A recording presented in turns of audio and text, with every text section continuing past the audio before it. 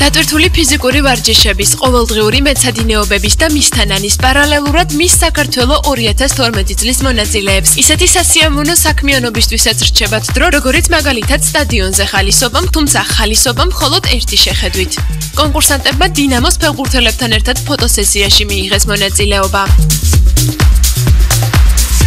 ხანგრძლივი მოსამზადებელი პერიოდი გვაქვს, გოგონებმა აგვისტოს დასაწყისში დაიწყეს მზადება, უკვე შეეჩვივნენ ერთმანეთს, შეეჩვივნენ დატვირთულ რეჟიმს და უკვე იმ სტადიაში არიან, როდესაც სიამოვნებას იღებენ ამ დატვირთვის. პარტნიორობამ საქართველოს 2012 ძალიან დადებითად უნდა შეფასდეს და კარგია და სწორი ნაბიჯია, გამომდინარე იქიდან, რომ ჩვენთან რატომღაც ყველა ფიქრობს, რომ მაინდა-მაინც ერთი სფეროს და ერთი წრის წარმომადგენლებს შეუძლიათ ერთმანეთის პარტნიორები გახდნენ. ამ შემთხვევაში მე ვფიქრობ, რომ თქვენც ნახეთ დღეს იმხიარულეს.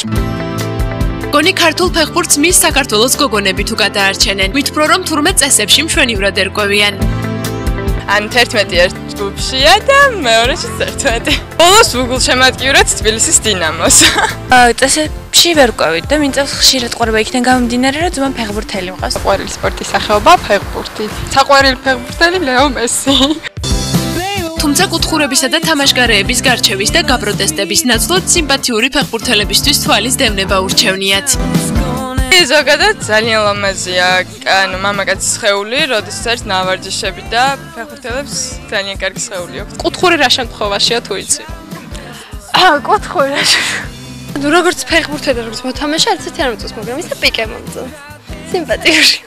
მოიგეს თან დიდი სხვაობით, იმიტომ რომ ძალიან გულშემატკივრობდით და ჩვენ წყალობით. ყველაზე საინტერესო ფოტოსესია დღეს ჰქონდა. დავთვლი, რომ მაინც ფეხბურთელები ყველაზე სიმპათიურები არიან.